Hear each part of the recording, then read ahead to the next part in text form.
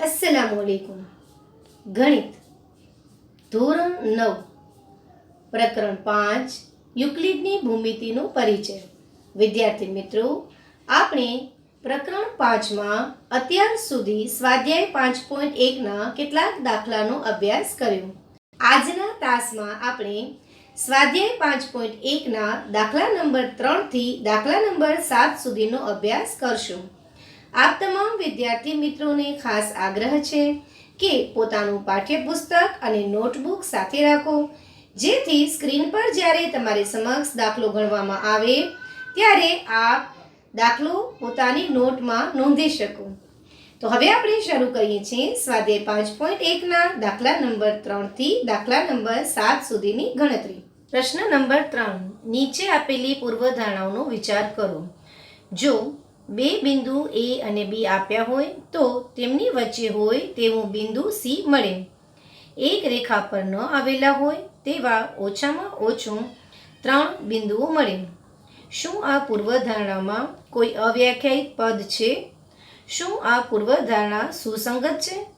શું આ પૂર્વધારણાઓ યુક્લિડની પૂર્વધારણાઓમાંથી મળે છે? સ્પષ્ટ કરો। આપણે અહીં પ્રશ્ન જે આપેલો છે તેને પ્રથમ સમજીએ।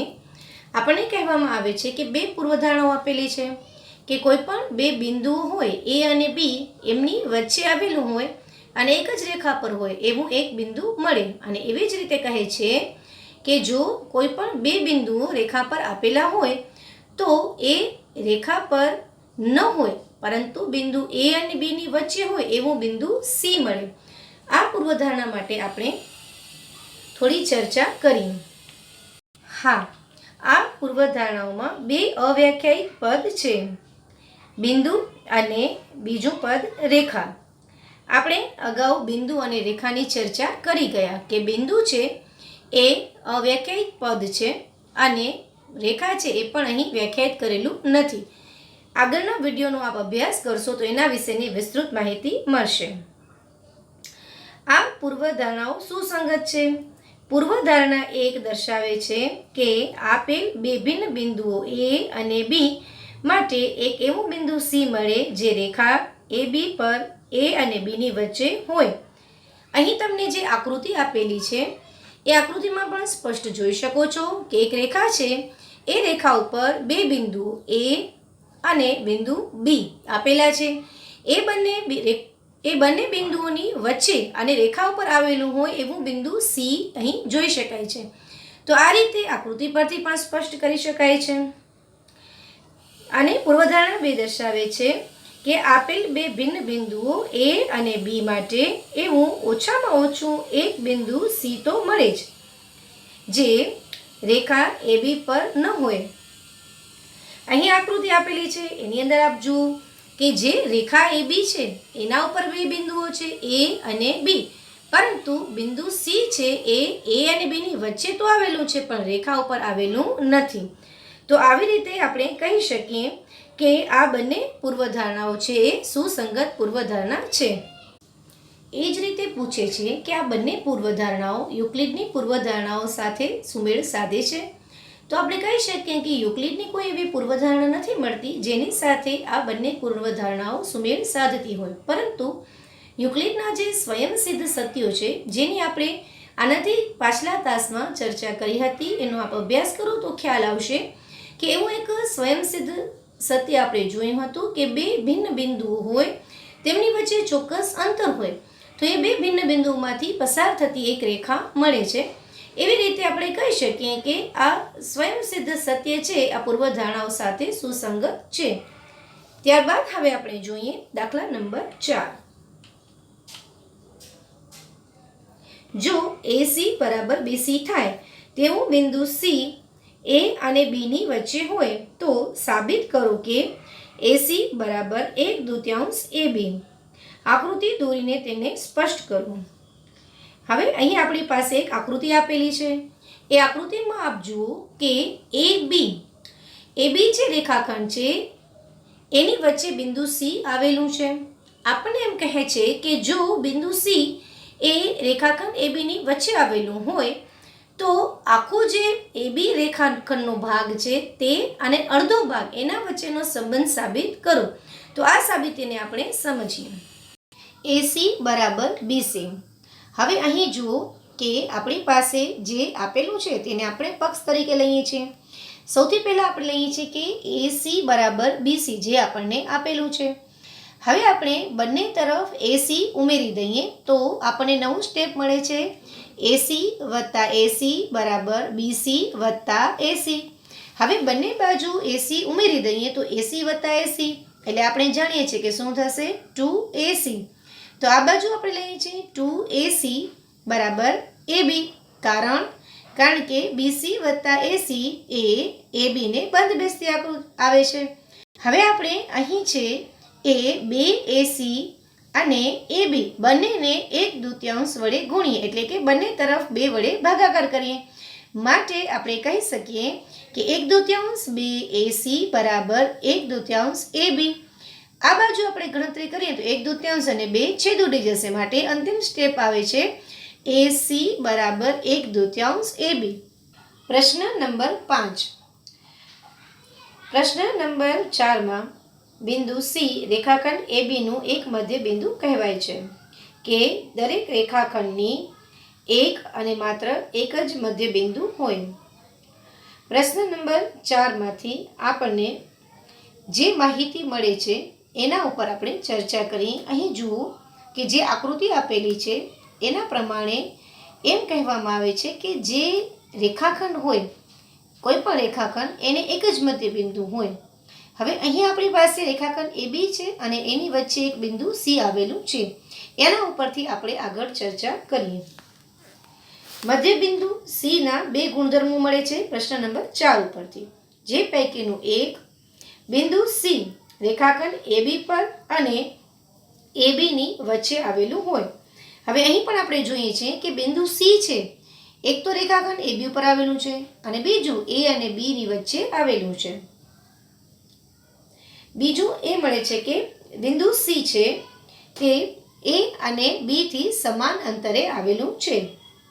શક્ય હોય તો ધારો કે બિંદુ D તથા બિંદુ C ભિન્ન બિંદુઓ છે. હવે અહીંયા જુઓ કે આપણે છે એક એવું બિંદુ લઈએ છીએ D કે જે C થી ભિન્ન છે એટલે કે C થી જુદું બિંદુ છે. અને બિંદુ D એ રેખાખંડ AB નું મધ્ય બિંદુ છે. અહીં આપણે ધારણા કરીએ છીએ એક તો આપણે માનીએ છીએ કે બિંદુ C છે એ રેખાખંડ AB નું મધ્ય બિંદુ છે. બરાબર. આપણે સાબિત કરશું કે રેખાખંડ AB નું એક જ મધ્ય બિંદુ હોય. હવે અહીં આપણે લઈએ છીએ કે રેખાખંડ AB નું એક જ મધ્ય બિંદુ છે C.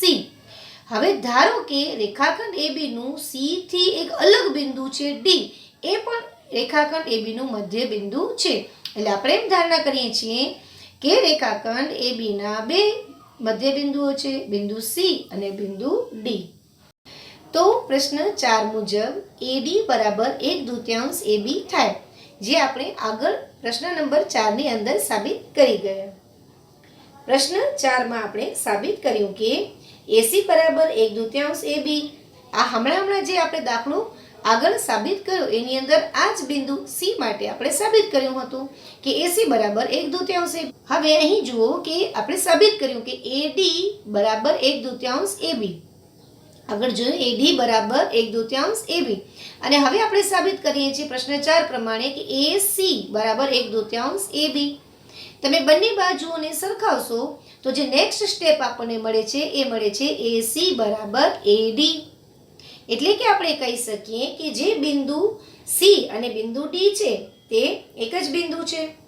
એટલે કે આપણે કહી શકીએ કે જે રેખાખંડ છે તેને એક જ મધ્ય બિંદુ હોય. પ્રશ્ન નંબર 6. આપેલ આકૃતિમાં જો AC બરાબર BD હોય તો સાબિત કરો કે AB બરાબર CD. અહીં તમને આકૃતિ આપેલી છે જેની અંદર આ ઘટના દર્શાવેલી છે. હવે આપણે એની સાબિતીને જોઈએ. હવે આપણે આની સાબિતીની અંદર જે મુદ્દા આપેલા છે તે લખીએ. AC બરાબર BD